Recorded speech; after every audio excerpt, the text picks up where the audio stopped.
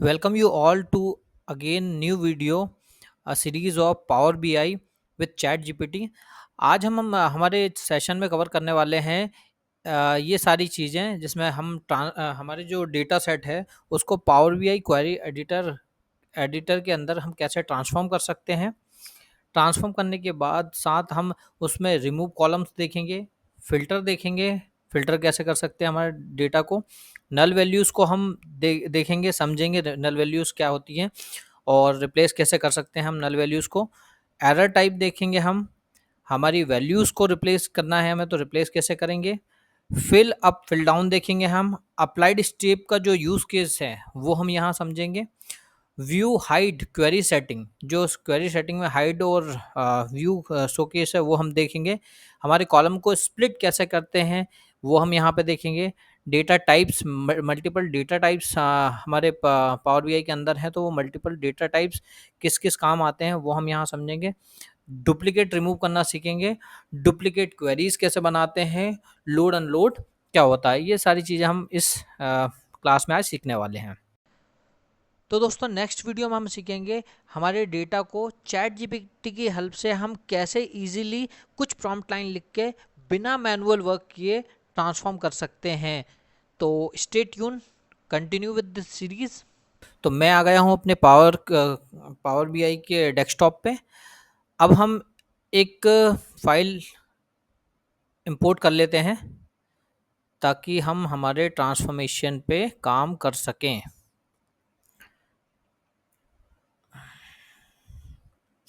ये मेरी सीट 1 है, इसी में मेरा पूरा डेटा है।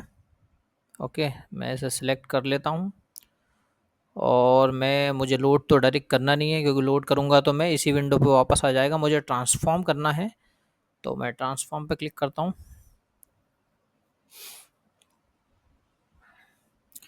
ये हमारा पावर क्वेरी एडिटर का विंडो खुल चुका है, जो कि हमने लास्ट क्लास में भी देखा था। ये हमारा पावर क्वेरी एडिटर विंडो है।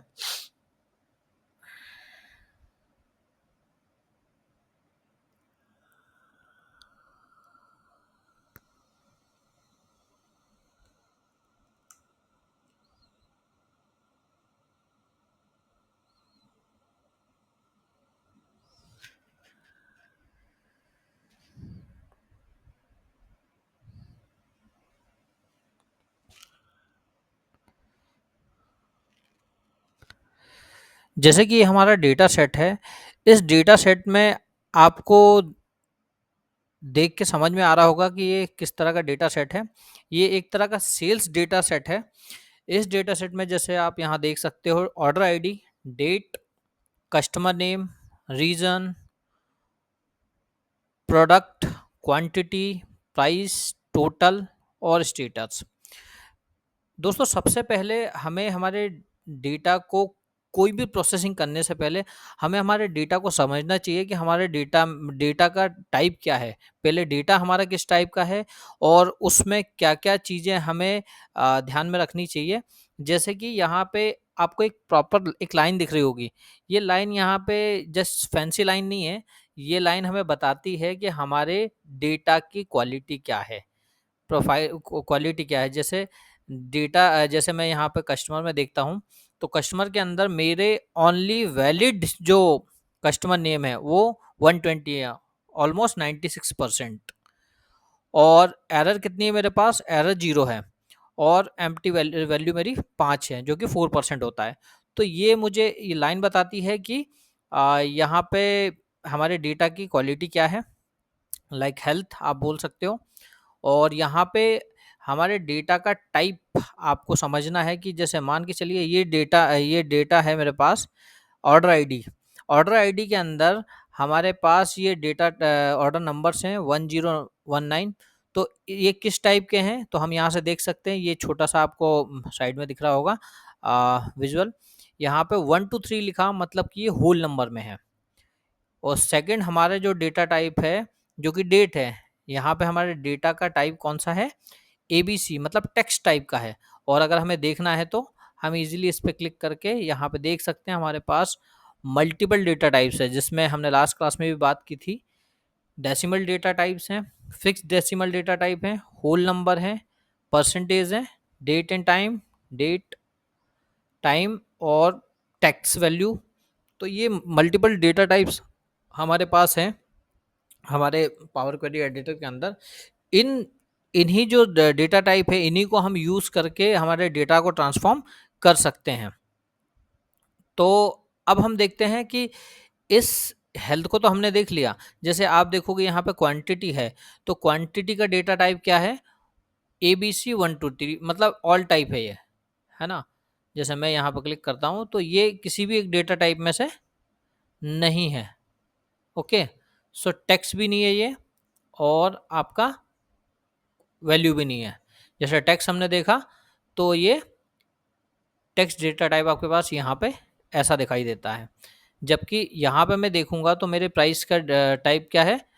प्राइस है जिसका टाइप होना चाहिए मेरा या तो डेसिमल या तो फिक्स डेसिमल, बट हमारे पास क्या ऑल टाइप है। ऑल टाइप का मतलब यहाँ पे एक जो हमारे पास जो अभी पर्टिकुलर डेटा टाइप्स हैं, तो उनमें से कोई एक डेटा टाइप नहीं है ये। तो हम यहाँ पे क्या करेंगे, एक डेटा टाइप सेलेक्ट कर लेंगे जो कि प्राइस है, तो अगर तो हम इसे क्या करेंगे, डेसिमल डेटा टाइप कर लेते हैं फिलहाल। जैसे मैंने इसे डेसिमल डेटा टाइप किया है, आपको एक चीज़ देखने को मिल रही होगी यहाँ पे, एरर शो होने लगी है यहाँ पे। जैसे कि पहले मैं पहली स्टेप में जाता हूँ मेरी, तो यहाँ पे देखूंगा यहाँ 40 लिखा था, है ना? 40 लिखा था, बट जैसे ही मैंने इससे डेटा को का टाइप चेंज किया, ये ऑटोमेटिकली एरर में कन्वर्ट हो गया। तो इसको कैसे हम शॉर्ट कर सकते हैं, कैसे ठीक करना है हमें? तो इसको मैं स्टेप को पहले हटा देता हूँ, और हमें क्या करना है, इसको पहले चेक करना है कि इसमें किस किस तरह का की वैल्यूज़ है हमारे पास। तो हमारे पास प्रॉपर डेसिमल वैल्यूज़ हैं यहाँ पे। डेसिमल वैल्यूज़ के अलावा यहाँ पे टेक्स्ट वैल्यूज़ भी हैं, ये भी देखो। ये जो है डबल कोट में लिखा हुआ है, ये एक तरह के टेक्स्ट वैल्यूज़ हैं। और यहाँ पे मेरे पास प्रॉपर टेक्स्ट वैल्यूज़ भी हैं, ये डेसिमल के बाद भी XYZ और ये सब लिखा हुआ है। तो हम इससे इनको हमें रिप्लेस करना पड़ेगा, क्योंकि अगर हम इनको रिप्लेस नहीं करते तो हमें इसे रिमूव करना पड़ेगा। पर हमारी रिक्वायरमेंट अभी ये है, क्योंकि जो भी डेटा का ट्रांसफॉर्मेशन होता है वो किस बेस पे होता है? रिक्वायरमेंट के बेस पे, कि आपको आपके डेटा सेट की और आपके विजुअलाइजेशन की क्या रिक्वायरमेंट है। अगर आपको ये वैल्यू रखनी है, क्योंकि ये ज़रूरी है, डेटा सेट में बहुत सारी जो वैल्यूज़ होती है, लगभग ऑलमोस्ट डेटा जितना भी है वो वैल्यूएबल होता है, तो हम कुछ ही उसमें से वैल्यूज़ को रिमूव कर सकते हैं। इसलिए हम हमेशा हमें ध्यान देना चाहिए कि हम जो डेटा टाइप है, डेटा टाइप के बेस पे कोई भी वैल्यू को एलिमिनेट नहीं करें, जहाँ तक है उसे रिप्लेस करके और मैक्सिमम उसका यूज़ ले सकें। जैसे मैं 40 को अभी मुझे क्या करना है, ट्रांसफॉर्म करना है, तो मैं कैसे करूँगा? मैंने एक वैल्यू सेलेक्ट कर ली 40, यहीं से मैं करूँगा राइट क्लिक और इसे किया मैंने कॉपी। कॉपी वैल्यू करने के बाद जैसे ही मैं इस पे रिप्लेस पे क्लिक करूँगा, यहाँ पे राइट क्लिक करूँगा, तो राइट क्लिक करने के बाद मुझे यहाँ पे दिख रहा है कि यहाँ पे रिप्लेस की कोई वैल्यू ही नहीं मिल रही मुझे। क्यों? क्योंकि फिलहाल अभी जो डेटा टाइप है वो data type whole data type है, वो किसी भी वैल्यू को कंज्यूम कर सकता है, तो किसी भी वैल्यू को अपने अंदर रख सकता है फिलहाल। तो यहाँ पे मुझे सबसे पहले डेटा के टाइप को चेंज करना पड़ेगा, जो कि है टेक्स्ट। अब हमने टेक्स्ट वैल्यू क्यों ली? क्योंकि अगर हम टेक्स्ट वैल्यू लेते हैं तो इसके अंदर सभी डेटा के टाइप आ सकते हैं। लाइक यहाँ पे 40 भी आपको दिख रहा होगा, 40 के अलावा आपको डबल कोट की वैल्यू भी दिख रही होगी, तो ईजिली हम टेक्स्ट वाली वैल्यू में ये रख सकते हैं। अब मुझे क्या करना पड़ेगा, इसको वैल्यू को रिप्लेस करनी है, तो सिंपल सा मैं ये 40 जो लिखा था इसको क्लिक करूँगा और मैंने कॉपी किया। कॉपी करने के बाद मैं फिर यहाँ गया और रिप्लेस वैल्यू करूँगा। अब जितनी भी जगह मेरे पास 40 लिखा होगा, मैं इसे ईज़िली रिप्लेस कर सकता हूँ 40 से। नाउ यू कैन सी यहाँ पे लेटर्स में 40 लिखा हुआ था, बट अभी ये रिप्लेस करके हमने इसे नंबर्स में 40 बना दिया। वैसे ही हम और भी जो वो हैं वैल्यूज़ उसको हम हटा सकते हैं, वैल्यूज़ को हटा सकते हैं या फिर अनोमलीज़ को रिमूव कर सकते हैं। जैसे यहाँ पे डबल कोट लगा हुआ है, तो हम क्या करेंगे, यहाँ पे राइट क्लिक करेंगे, रिप्लेस पे जाएंगे, डबल कोट लगाएंगे और यहाँ पे ब्लैंक ही छोड़ देंगे। तो जैसे ही मैंने क्लिक किया, ये देखो 200 में था, यहाँ पे डबल कोट, ये हट चुका है। अब देखते हैं हम हमारे पास वैल्यूज़ की कौन कौन सी है। यहाँ पे अभी हमारे पास वैल्यू का जो टाइप है वो है एक्स वाई जेड, मुझे मैक्सिमम दिख रहा है एक्स वाई जेड ही है मेरे पास वैल्यू का टाइप, एक्स वाई जेड। और मुझे अब क्या करना पड़ेगा, ये एक्स वाई जेड को रिमूव करना है। तो इजीली मैं जाऊंगा फिर से यहाँ पे और मैंने रिप्लेस वैल्यू कर दिया।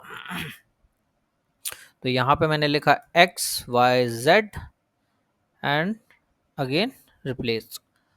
अब यहाँ पे मैं देखूंगा तो मेरे पास कोई भी वैल्यू, टेक्स्ट वैल्यू नहीं है, वैल्यूज़ नहीं है। देखिए कोई भी टेक्स्ट वैल्यूज़ हमारे पास फिलहाल नहीं है। तो अब हम क्या कर सकते हैं, इस जो डेटा टाइप है उसको इजीली चेंज कर सकते हैं। जैसे मुझे करना है डेसिमल डेटा टाइप में कन्वर्ट, तो यू कैन सी, देखो यहाँ पे एक भी एरर नहीं है, ना कोई एरर है, बस एम्प्टी है हमारे पास, मतलब ब्लैंक ब्लैंक रोज हैं। बट हमारे डेटा में कोई भी यहाँ पे वैल्यूज जो है वो कैरेक्टर या टेक्स्ट में नहीं है। तो हमने इजीली इसे कंप्लीटली डेसिमल में कन्वर्ट कर लिया। ऐसे ही हम टोटल है, टोटल में भी कर सकते हैं, टोटल की वैल्यू को भी हम कर सकते हैं, या फिर और भी उसको कर सकते हैं। तो हम यहाँ पे जो चीज़ें कर रहे हैं ये इजीली हम सारे कॉलम में जिस जिस कॉलम की रिक्वायरमेंट है हमें डेटा को रिप्लेस करने की या जो जो ट्रांसफॉर्मेशन करने की, वो यहाँ से हम इजीली कर सकते हैं।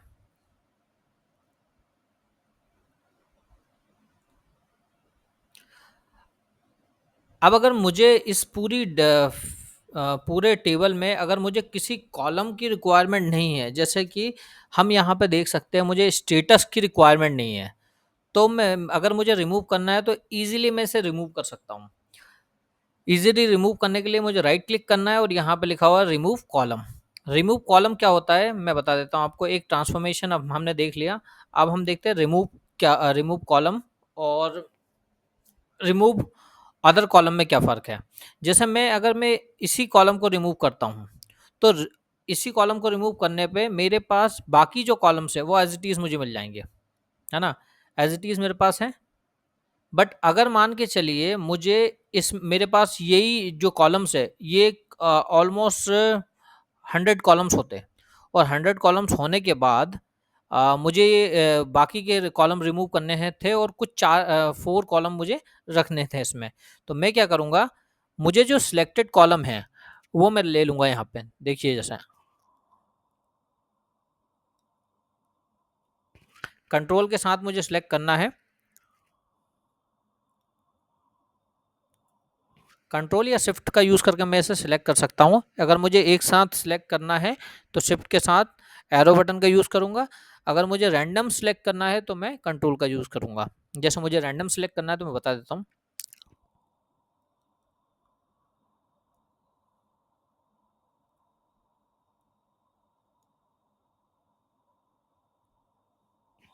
अब जैसे आप देख रहे होंगे जो जो सिलेक्टेड कॉलम है, ये सिलेक्टेड कॉलम ही मुझे मेरी टेबल में चाहिए। बाकी मुझे इन कॉलम्स जो मैंने सिलेक्ट नहीं किए हैं उसकी मुझे रिक्वायरमेंट नहीं है। तो अब मुझे क्या करना रहेगा, यहाँ पे हम राइट क्लिक करेंगे। राइट क्लिक करने के बाद यहाँ पे एक और कॉलम है रिमूव अदर कॉलम्स। जैसे ही मैं इस पर क्लिक करूँगा तो जो सिलेक्टेड कॉलम थे मेरे वो ही यहाँ पे आए हैं। बाकी जो भी अननेसेसरी कॉलम्स थे मेरे वो ऑटोमेटिकली यहाँ से मैं डिलीट कर चुका हूँ। ये हम यहाँ से कॉलम जो अननेसेसरी कॉलम है उसे ऐसे रिमूव कर सकते हैं। दोनों में फ़र्क यही है कि हमें अगर एक-एक करके कॉलम सेलेक्ट करना है, रिमूव करना है, तो इज़िली हम रिमूव पे क्लिक करेंगे, तो ऐसे करके ये कॉलम रिमूव हो गया। बट मल्टीपल मेरे पास बहुत सारे कॉलम हैं और उनमें से मुझे कुछ सिलेक्टेड कॉलम रखने हैं, तो तरीका मैंने आपको अभी बताया कि स कॉलम्स को सिलेक्ट कीजिए, सिलेक्ट करने के बाद रिमूव अदर कॉलम पे क्लिक कर दीजिए, तो बाकी जो कॉलम्स है वो इजीली हट जाएंगे। आई होप कि चीज़ें आपको क्लियर हुई होगी। दोस्तों हम हमारे डेटा को फ़िल्टर आउट भी कर सकते हैं कुछ सिलेक्टेड कंटेंट के बेस पे। जैसे मान के चलो हमारे पास ये पूरा डेटा है, अब इसमें से मुझे सिलेक्टेड कॉलम ही सिलेक्टेड वैल्यू ही चाहिए। जैसे central region, east region, north region, south region और वेस्ट रीजन। ये मैंने क्लिक किया तो मैंने मेरा पूरा डेटा जितना भी मेरे टेबल में डेटा सेट है, डेटा है, वो पूरा डेटा इन्हीं के बेस पे फ़िल्टर हो चुका है। इन कुछ सिलेक्टेड वैल्यूज़ के बेस पे ये फ़िल्टर आउट हो चुका है। तो हम ऐसे भी हमारे डेटा को फ़िल्टर आउट कर सकते हैं। अब जैसे आप देख रहे होंगे यहाँ पे एक नल वैल्यू है, अगर मुझे नल वैल्यू को रिप्लेस करना है तो मैं कैसे करूँगा? हम यहाँ पे राइट क्लिक करेंगे, रिप्लेस वैल्यूज़ पे क्लिक करेंगे, यहाँ पे हम लिखेंगे नल। और जैसे कि हमें पता है ये नेम कॉलम है, तो नेम कॉलम में मैं कोई भी रैंडम नेम तो यहाँ दे नहीं सकता हूँ। वैसे दे सकता हूँ बट ये यहाँ पे सूट नहीं होगी। तो हमें अगर रैंडम डेटा का यूज़ नहीं करना, तो हम राइट क्लिक करके इसको जस्ट नॉट डिफाइंड भी बना सकते हैं। जैसे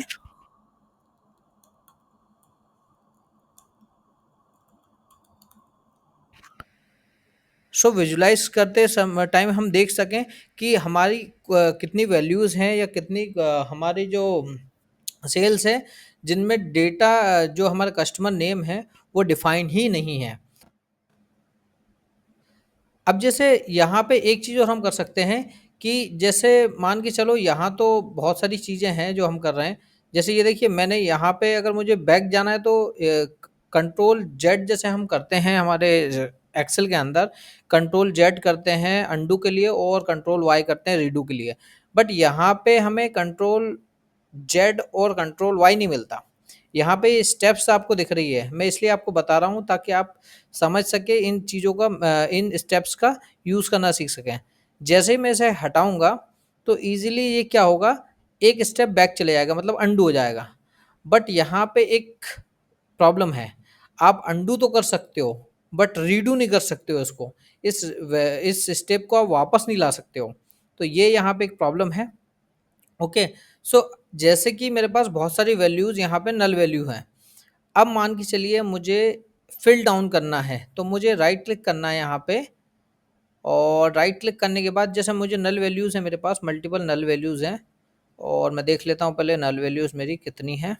तो मैंने देखा कि एक ही नल वैल्यू है मेरे पास, है ना? और अगर मुझे ये नल वैल्यू को रिप्लेस करनी है तो मैं रिप्लेस कर सकता हूँ।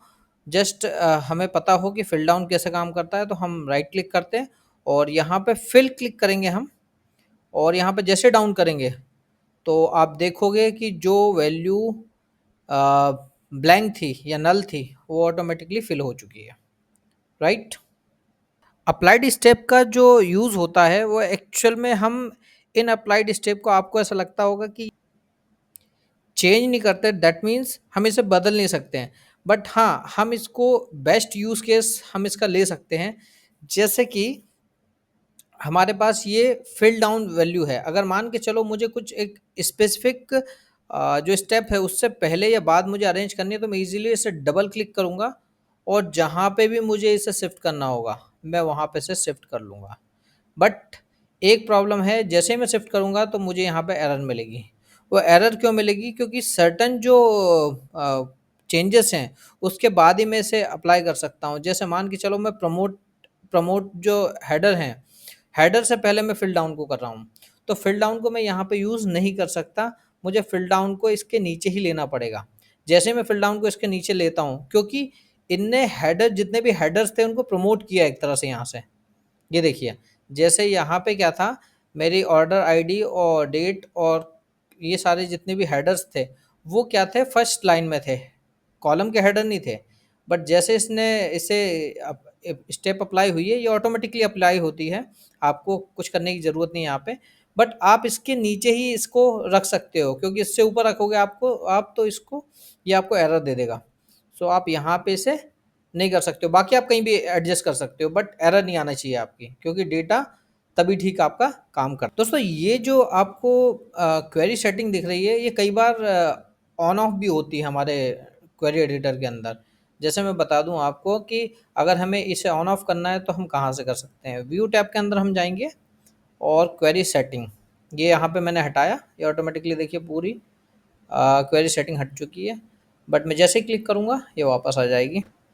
अब दोस्तों मुझे जैसे कॉलम को भी स्प्लिट करना है, तो स्प्लिट कॉलम करने के लिए मेरे पास एक ये है कॉलम है, कॉलम जिसका नाम है कस्टमर नेम। अब मुझे स्प्लिट करना है तो इजीली मैं इसे स्प्लिट कर सकता हूँ। स्प्लिट का करने के लिए मेरे पास एक प्रॉपर डिलिमिटर होना चाहिए। जैसे यहाँ देखो, इस पे मैंने स्प्लिट कॉलम पे जैसे ही क्लिक किया, यहाँ पे मल्टीपल ऑप्शंस ओपन हो गए हैं, जिसमें डिलिमिटर है, नंबर ऑफ करेक्टर है, पोजीशन है, लोअर केस अपर केस और लाइक दैट, ये सारी चीज़ें हैं। हम डिजिट और नॉन डिजिट को भी अलग कर सकते हैं यहाँ पे, है ना, नॉन डिजिट टू डिजिट भी अलग कर सकते हैं। तो ये हमारे पास मल्टीपल ऑप्शंस हैं। अब जैसे मान के चलो मुझे डिलिमिटर के बेस पे करना है, तो डिलिमिटर मेरा क्या है, जस्ट स्पेस अभी, क्योंकि मेरे हाँ, कस्टमर नेम कॉलम में आप देखोगे यहाँ पे सिर्फ स्पेस ही है, स्पेस के अलावा इसमें वैल्यू में कोई प्रॉब्लम नहीं है। तो मुझे अगर ये इसको स्प्लिट करना है, 2 कॉलम बनाने हैं, तो मैं इजीली इस पे स्प्लिट पे क्लिक करूँगा, डिलिमिटर पे क्लिक करूँगा, स्पेस को स्पेस ही रहने दूँगा।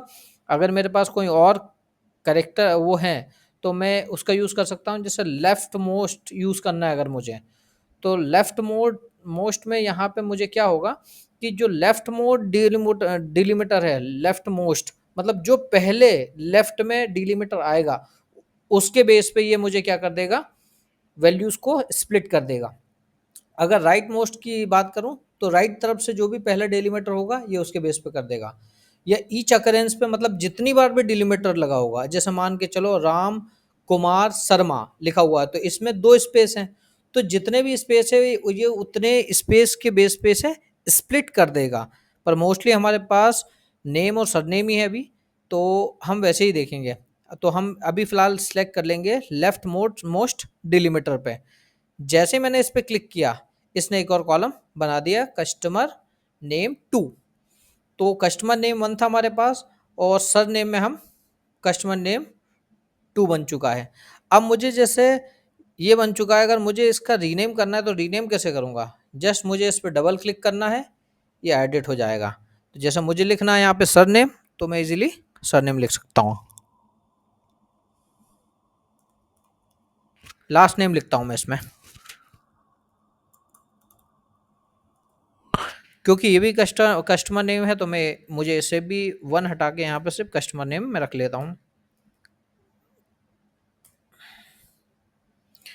तो ये 2 तरह की 2 चीज़ें हमने सीख ली अभी।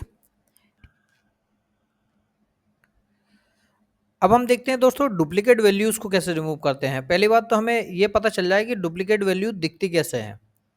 तो अभी फ़िलहाल तो मुझे कोई डुप्लीकेट वैल्यू दिख नहीं रही है ना? यहाँ पे मुझे देखना है, पहले बात तो अगर मुझे ये पता करना है कि मेरे उसमें कॉलम कितने हैं और रोज़ कितनी हैं, तो शायद आपको यहाँ पे दिख रहा होगा, इजीली आप देख सकते हो। यहाँ पे 10 कॉलम्स हैं हमारे पास और 125 रोज़ हैं। जो मैंने लास्ट वीडियो में भी बताया था कि हम यहाँ से कॉलम प्रोफाइलिंग चेंज कर सकते हैं बेस्ड ऑन एंटायर डेटा और अप टू 1000 रोज़। तो यहाँ पे हमने ये देख लिया। उसके बाद अब हमें देखना है कि डुप्लीकेट कैसे हम फाइंड करेंगे। तो हमें उसके लिए जाना पड़ेगा व्यू के अंदर। व्यू के अंदर जाने के बाद हम कॉलम प्रोफाइल पर क्लिक करेंगे। कॉलम प्रोफाइल नहीं, एक्चुअल में कॉलम डिस्ट्रीब्यूशन। तो कॉलम डिस्ट्रीब्यूशन में देखेंगे हम, तो यहाँ पे हमें दिख रहा है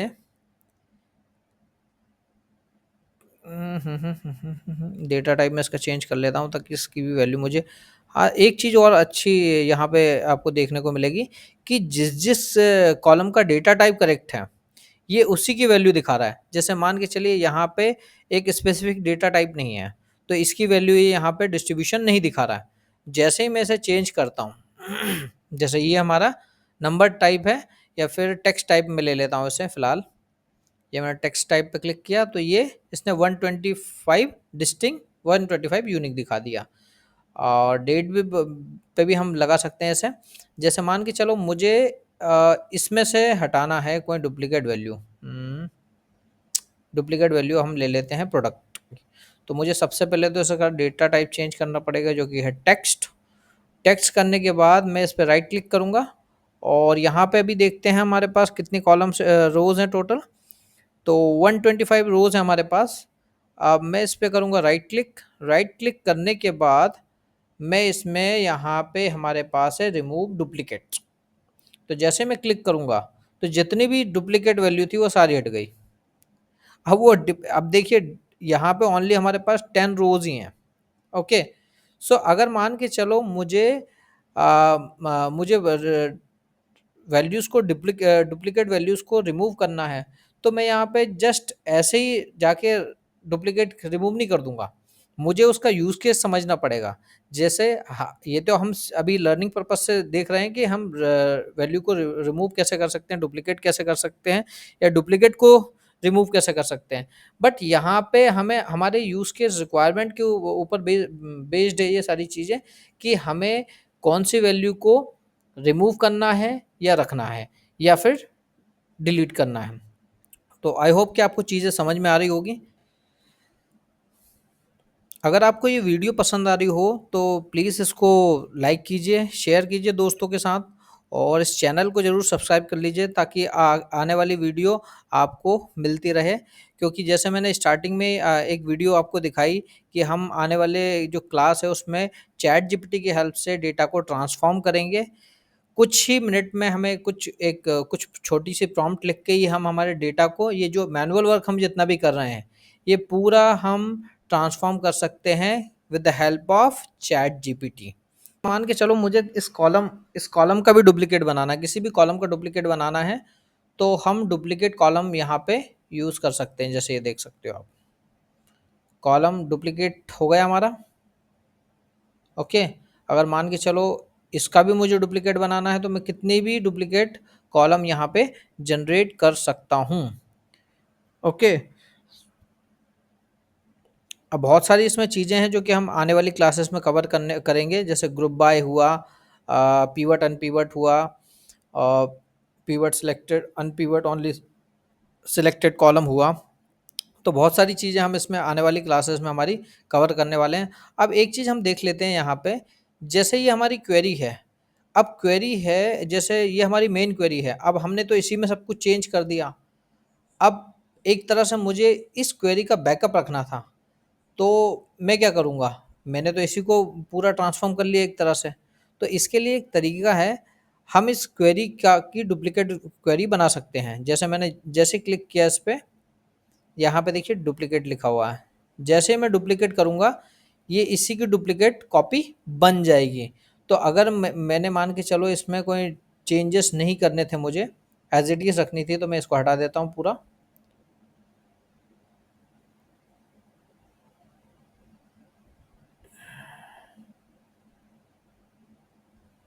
ये जितने भी स्टेप्स थे मैंने हटा दी। अब मैं इसको रीनेम कर सकता हूँ।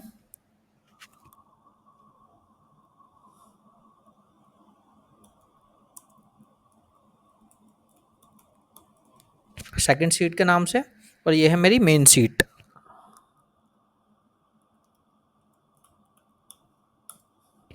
ये मेरी मेन सीट हो गई। अब इसमें भी मुझे देखना है कि अब जैसे मुझे मेन सीट तो मुझे जैसे विजुलाइज करनी नहीं है, क्योंकि सेकंड सीट जो है इस पे मैंने ट्रांसफॉर्म किया ये। तो अगर मुझे यही विजुलाइज करनी है तो मैं इसको अपने मॉडल में क्यों लोड करूँगा। तो इसको अगर मुझे लोड नहीं करना है तो उसका सबसे अच्छा तरीका ये है कि मैं इसको अनलोड पे सिलेक्ट कर दूँ। जैसे राइट क्लिक करूँगा, इनेबल टू लोड जो है अभी ऑप्शन, इसको मैं क्या करूँगा, अनचेक कर दूँगा। जैसे ही मैं अनचेक करूँगा ये थोड़ा-सा इटैलिक फॉर्मेट में चेंज हो जाएगी। ये जैसे ये देखिए, ये आपको नॉर्मल टेक्स्ट दिख रहा और ये आपको इटैलिक में दिख रहा है हल्का-सा। तो इटैलिक का मतलब यहाँ पे होता है कि आपने इसको डिसेबल टू लोड कर दिया। अब मैं जैसे मान के चलो होम के अंदर जाता हूँ और यहाँ पे मैं लोड करता हूँ, अप्लाई करता हूँ। तो अप्लाई करने के बाद अप्लाई दोनों टेबल होगी, है ना? बट लोड मेरी एक ही होगी। बता देते हैं, अपन लोड करके भी देख लेते हैं अभी। तो आज हमने जो जो बहुत सारी चीज़ें सीखी है, आने वाली क्लास में हम प्रॉपर इन पे ही कंटिन्यू करेंगे। इनकी जो और बहुत सारी ट्रांसफॉर्मेशन हमारे डेटा पे होते हैं, तो वो हम सीखेंगे। अभी ये बेसिक था, क्योंकि इसलिए मैंने ये बेसिक आपको कराया ताकि आप ग्रेजुअली आगे बढ़ सकें। एकदम से कोई हैवी ट्रांसफॉर्मेशन हम करेंगे तो माइट भी वो समझ में ना आए। तो जैसे हम देख लेते हैं कि इनको कैसे लोड करते हैं। अब मैंने यहाँ पे क्लोज एंड लोड किया और ये देखिए मेरे पास एक ही टेबल आई है। एक टेबल जो मेरी मेन टेबल थी वो सीट यहाँ पे नहीं आई है, वो वहीं पे रह गई है। ओके, सो यहाँ पे मैंने एक ही वो लोड किया, पर हाँ, वो बैकएंड में काम कर रही है, बैकएंड में अपना काम कर रही है, बट यहाँ पे वो शो नहीं हो गया आपको। आई होप कि इस क्लास में आपको बहुत सारी चीज़ें क्लियर हुई होगी। आने वाली क्लास में हम बहुत सारे ट्रांसफॉर्मेशन और करने वाले हैं। ये डेटा सेट मैं आपको डिस्क्रिप्शन में दे दूंगा, तो आप इसे डाउनलोड करके इस पे जितने भी ऑपरेशंस मैंने आज किए हैं वो आप रिपीट करके अपनी खुद की भी प्रैक्टिस कर सकते हैं। So thank you for watching this video, और प्लीज़ इस चैनल को सब्सक्राइब कर लीजिएगा, इस वीडियो को लाइक कर लीजिएगा ताकि आने वाली वीडियोस आपको कंटिन्यू मिलती रहे।